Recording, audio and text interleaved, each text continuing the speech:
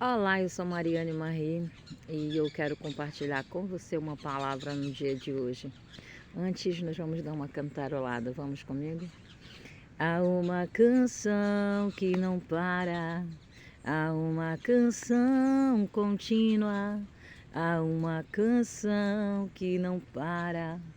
Há uma canção contínua, rasga os céus, para que homens possam ver que o pendor dos céus é amar você. E eu não tenho altura, não tenho estatura, não tenho profundidade, mas meu coração está em ti, ó Deus, a preeminência está em ti. Tira nossos pés do chão, nos faz flutuar em tua glória, entre raios, relâmpagos, trovões. Tu és a nossa vitória. Jesus Cristo é a vitória de todo aquele que nele crê. Ele é a água que jorra para a eternidade, o manancial de águas vivas.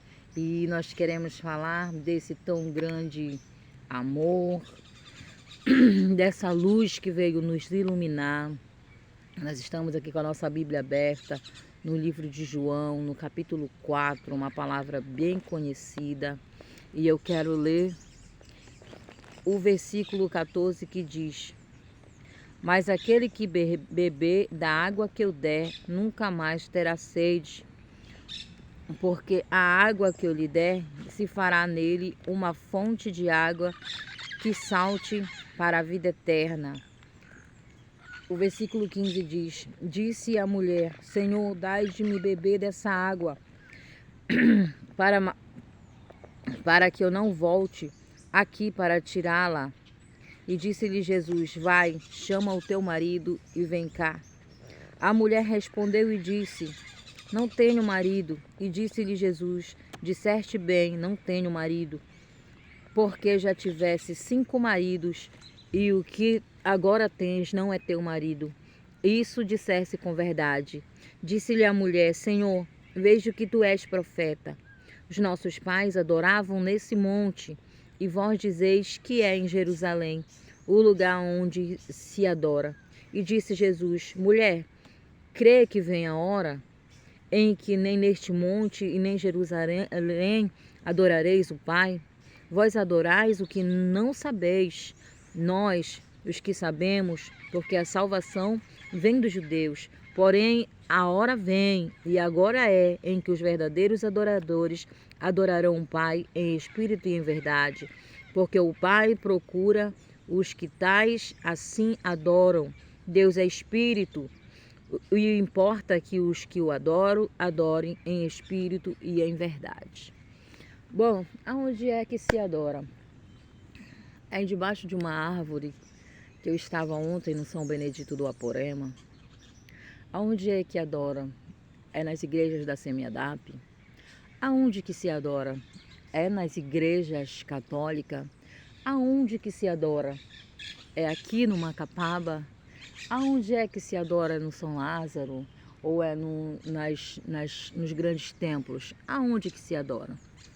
Bom, Jesus, ele ouvindo, ele vendo, percebendo que os fariseus já sabiam que não só ele, mas como os discípulos dele andavam batizando mais pessoas do que João o Batista. E nesse cenário aqui dessa palavra, desse acontecimento, João já estava encarcerado. Jesus já tinha dado um testemunho a respeito do João, que João realmente era um profeta. Ele tinha sido precursor no caminho e não haveria um maior do que João naqueles tempos. E os fariseus, então, percebendo que Jesus continuaria aquela mensagem que João vinha pregoando na beira do Jordão, no deserto da Judéia, eles já ficam assim de olho em Jesus. Então Jesus já sai da Judéia e vai e atravessa para Samaria. E é necessário que Jesus passe por Samaria, né? Que Jesus vai para a Judéia, então Jesus vai passar por Samaria. Não, Jesus passa da Judéia e vai para Galiléia, e então ele precisa passar por Samaria. É necessário que ele passe por Samaria. Então ele não entra na cidade de Samaria, mas ele fica à beira do poço de Jacó. Que quando a gente vai tendo entendimento de tudo o que é isso, a fonte de Jacó, qual era a fonte que Jacó bebia, né? Jacó bebia da fonte dos Pentateuco, dos livros de Moisés. Então é aquele primeiro momento do pai Abraão, ouvindo a fé de Deus e peregrinando na terra da sua promessa. E os seus estatutos deixados pelo seu pai, pela sua família, algo patriarcal. Então, quando Jesus chega ali perto daquele poço de Samaria, ele começa uma conversa com uma mulher samaritana e ela começa a falar com ele. Como é que ele troca palavras com ela, sendo que ela é uma mulher samaritana e ele um judeu? E eles não tinham assim essa reciprocidade. Eles tinham uma separação, mas Jesus veio para isso. Ele veio quebrar tudo isso. Jesus ele veio dizer que ele era o verdadeiro caminho, ele era a fonte de vida para a vida eterna. Então ele quebra esse impacto dessas tradições do samaritano que não falava com judeus, nessa conversa com essa mulher samaritana na beira do poço.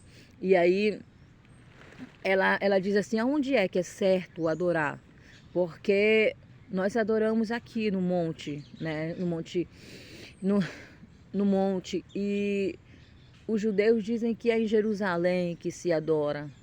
Aí Jesus diz assim: olha, nós conhecemos um pouquinho mais, porque, em outras palavras, porque dos judeus é que vem a salvação. Então, mas eu te digo, mulher, que chegou a hora, que vem a hora, que chegou a hora em que os verdadeiros adoradores adorarão o Pai em espírito e em verdade. Depois ele entra em uma conversa com ela para saber mais dela, né? E ela diz: eu não tenho marido. Eu já tive, e ele diz: tu falasse com verdade, porque tu já tivesse sim, que o que tu tens não é teu. E quando a gente vai entrar para as entranhas do que era essa conversa, a gente vai ver o Espírito de Cristo, Deus, a Trindade Santa, a oração de Jesus que ele faz no Getsêmani, dizendo que assim como eu contigo, Pai, nós somos um, eu quero que eles sejam um comigo. É uma multiplicação louca que só vai entender quem recebe essa particularidade de luz que ilumina, que nos ilumina, que ilumina o nosso interior, que ilumina a nossa mente. E aí, então Jesus testificava dele mesmo, porque ele dizia que o testemunho dele era válido, porque ele não era só, o Espírito de Deus estava nele, ele caminhava pelo Espírito, ele foi levado para ser tentado pelo Espírito e ele estava o tempo todo com o Espírito de Deus nele. Ele era o Verbo encarnado. Então, Jesus, ele sabia discernir quando alguém estava falando a verdade, porque foi a palavra que Simeão disse para Maria quando Jesus foi apresentado no templo. Simeão disse: esse menino, ele vem para a ruína de muitos, mas para a elevação de muitos, porque diante dele serão revelados os corações dos homens, os pensamentos do coração dos homens. Então Jesus ele era profundo quando ele fazia a leitura de um ser, de uma pessoa. Ele conhecia profundamente, e esse espírito de vida ele ainda está sobre a terra. Ele pode habitar em cada um de nós. Então, nesse cenário aqui, Jesus estava saindo da Judéia, estava indo para a Galiléia, porque os fariseus, os partidários, os partidos políticos, a religião, já sabia que Jesus já estava batizando mais pessoas que João, não só Jesus, mas os discípulos de Jesus também. E aí ele sai, passa por Samaria, encontra com essa mulher e tem essa conversa de verdade com ela, de verdade. E ela reconhece que ele é verdadeiro em suas palavras. Então a gente entra no nosso entendimento no dia de hoje, porque anteontem, no sábado, eu fui a uma festa, que as pessoas vão dizer festa mundana. Eu dancei com uma pessoa maravilhosa por respeito, um ancião da terra, muito conhecido lá no Aporema, e dancei com o seu filho, não é? E eu pude contemplar a beleza da vida, mas em meio a uns acontecimentos lá, eu pude ver e contemplar que o Espírito do Senhor, ele está em todos os lugares e operando em nossos corações. E é sobre essa fonte de água viva que eu quero falar contigo. Eu só precisei mencionar esse episódio para que não fique nada encoberto, para que as pessoas saibam verdadeiramente que quando Cristo nos liberta, nós somos verdadeiras novas pessoas. Ainda que a gente ande, por onde quer que a gente ande, a nossa identidade ela vai estar guardada no Senhor. E o Senhor, ele vai, de alguma forma, de alguma maneira, nos encaminhar para a direção certa. Ele vai estar falando conosco o tempo todo no nosso espírito, no nosso coração, diante de pequenas situações que vão acontecendo. Aqui nós estamos falando de uma mulher. Mas será que nós já paramos para pensar qual era o pensamento dessa mulher até chegar no poço? Para ela dar uma resposta para Deus. Dai-me de beber dessa água da vida, para que eu nunca mais torne a ter sede. Era uma mulher que ela tinha sede. Ela já tinha passado por experiências de casamentos. Ela já tinha tentado uma vida solidificada. Ela já tinha tentado, experimentado coisas para que ela cessasse a sua sede. Mas era uma mulher que estava com sede. E chega na beira do poço e tem aquela conversa com verdade. E Jesus, aquele que esquadrinha o coração, o pensamento, discerne todas as coisas, diz: tu falaste com verdade. Dentro de tudo aquilo, Jesus vê a verdade naquela mulher e declara para ela que não é o lugar, mas sim o estado do espírito da pessoa. Como é que nós estamos olhando a vida? Como é que nós estamos percebendo as pessoas? Como é que nós estamos fazendo uma leitura de tudo que nós estamos experimentando? E eu experimentei coisas extraordinárias na minha viagem. Eu fui importunada por uma pessoa o tempo todo, desde que eu cheguei no ambiente da festa. E eu já entendi que era o Senhor me moldando, era o Senhor me direcionando. E eu fui ficando inquieta, até que eu falei para minha amiga: eu preciso ir embora, eu preciso ir dormir. Então me retirei do local, do ambiente da festa e fui dormir. Cheguei lá, pensei em algumas coisas e ainda que com um turbilhão de coisas passando pela minha mente, agradeci tudo a Deus e fui dormir. Acordei cedo e fui orar ao Senhor e tive experiências extraordinárias. Eu e o Espírito em mim, e nós em uma direção que não dá mais para retornar, porque só no Senhor tem as palavras de vida eterna que nos leva para a eternidade. E mais importante do que tudo isso é a água que sacia a minha sede. E aí, conversando com anciões da terra, eu fui vendo o que paira sobre o lugar. Porque a minha mente, quando estava na festa, só me levava a lembrar de uma pessoa que há muito tempo vivia nesse lugar.